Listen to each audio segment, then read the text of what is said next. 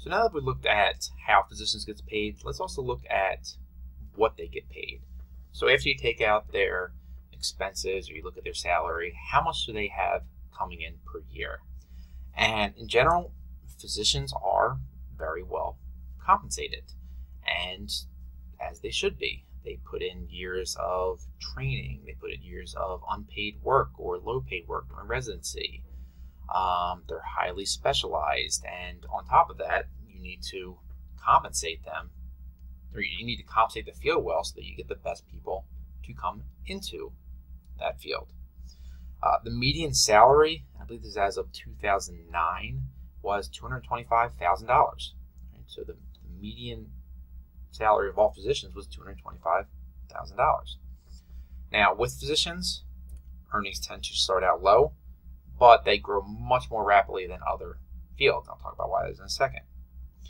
Now, because of these high earnings, there is rarely unemployment in physicians.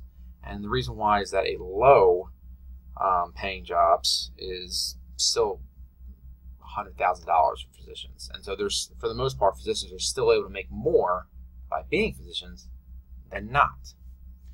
So when it comes to physician payments, there are three ways to look at it. The first way is by age.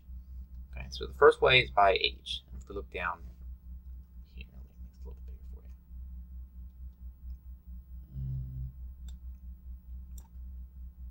All right. So if you look here, so this is the,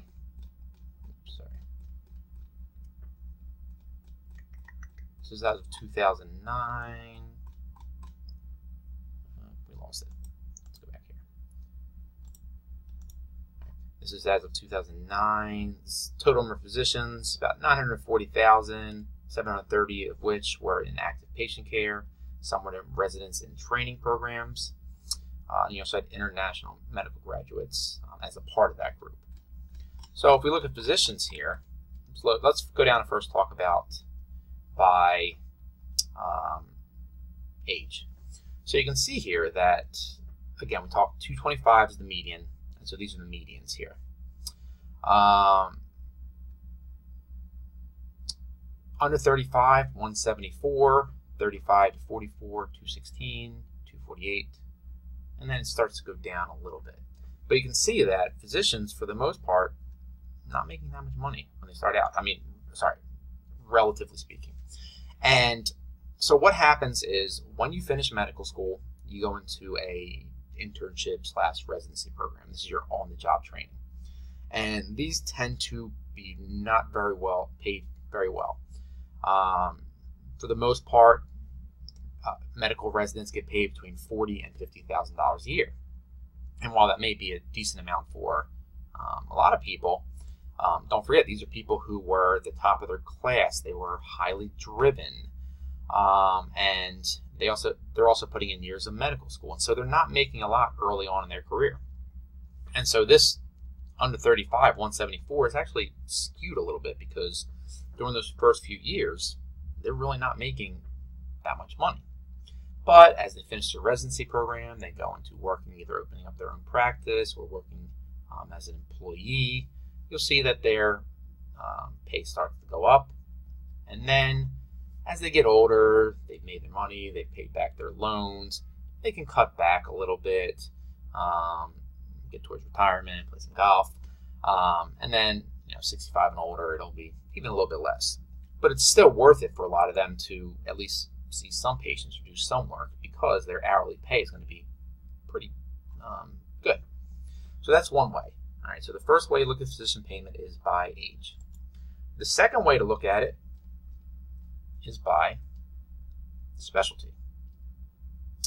And let me take this out for a second here. And if we look at it by specialty, all right, so again, all physicians, 225. Now you can see that the bulk of physicians is in general or family practice, pediatrics, and internal medicine. These are also the low end. they are making 175, 182, 189,000 at the median. And then psychiatry even is down there as well. So, but then as you go in, you see emergency medicines, OBGYNs, general surgery, to radiology, orthopedic surgery, cardiology. That's where the real big bucks are. So the question is, why? So the question is why? Well, it all has to do with you pay what you get for, and as an employer, you need to pay to get the best in there. So we'll talk about this a little bit when we talk about medical education, but for pediatrics, general family practice, internal medicine, psychiatry, residency programs are more towards the minimum amount of time. However, that on-the-job training for more specialized, it's going to be a little bit longer. And when that happens, you need to compensate them for that. And doctors need to be able to charge for that. Because they need to be able to make up for those lost wages. They're more skilled. There tends to be fewer of them. And you also need to pay to give those doctors the incentive to do it. And so, for example, if an orthopedic surgeon got paid the same as a pediatrician, why would you say to yourself, well, let's see, I can either be in a residency program for, let's say, 3 years and be a pediatrician, or and I'm not sure this is the case, or for 8 years and be an orthopedic surgeon. Why would you do that if you get paid the same amount? Now, maybe you're passionate, but in reality, economics, we look at incentives, and people need to be given the incentive to do that. So, one, by age, pay starts out low early, and then it rises, and then it starts to level off. The second way to look at pay is by specialty. And basically, the more specialized you are, the more time you spend in training, the more you get paid. The third way to look at physician pay is by practice size. So there's two broad categories. You can either be an employee or contractor, where you work for somebody, and that makes up about 42% of all physicians, or you can have your own practice. You can run your own business. So that's self-employed. Now, if you're an employee or contractor, the median salary is $193. Now, as you get into working by yourself or as a partner, you're self-employed, your pay is going to depend for the most part on how many doctors are in the practice. So if you're solo, the median salary, $194,000. Now, if you're in a group as a whole, the median is $300,000. But you can see that as you go from 2 physicians to 3 to 4 to 5 to 25. In general, the pay gets higher and higher. So again, the third way to look at pay is by size of practice, your group practice. And so in general, the larger your practice, the more money each physician makes in it. Now, we'll talk about this a little bit later, but that has to do with things like economies of scale, where you can share a lot of costs. There's market power involved, but in general, the larger the practice, the greater the pay each physician makes. So, just a couple updated figures. So this looks at, let me bring this back here.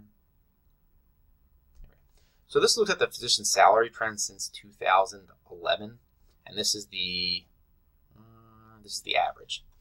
So this is the average physician trend, and so you can see that physicians have their salary has been increasing at a very, very rapid pace, from $206,000 in 2011 all the way up to $294 by 2017. And a large reason for that, now physician salaries have been rising rapidly regardless, but with the Affordable Care Act, because more people have had insurance and physicians have, at least in the short run, relatively inelastic demand, or inelastic supply, as that demand for their services has gone up because of more people being insured, being able to go to the doctors, right, that has just resulted in, well, they couldn't extend the number, and so for the most part, you just had the same number of physicians who, for the most part, are still working hard. They're still seeing as many patients as they can, so there's a limit there. And so what has resulted is their pay going up relatively rapidly. And so we'll see how that plays out going forward. Now, we talked about the median. This just looks at the average physician compensation as of 2007. You can see the same basic trends that we saw before. Pediatrics, family medicine, and psychiatry are all in the lower ends, whereas orthopedics, plastic surgery, cardiology, urology, and so forth, they're all compensated much better. So this is really just a look at physician pay, how they get paid, what they get paid.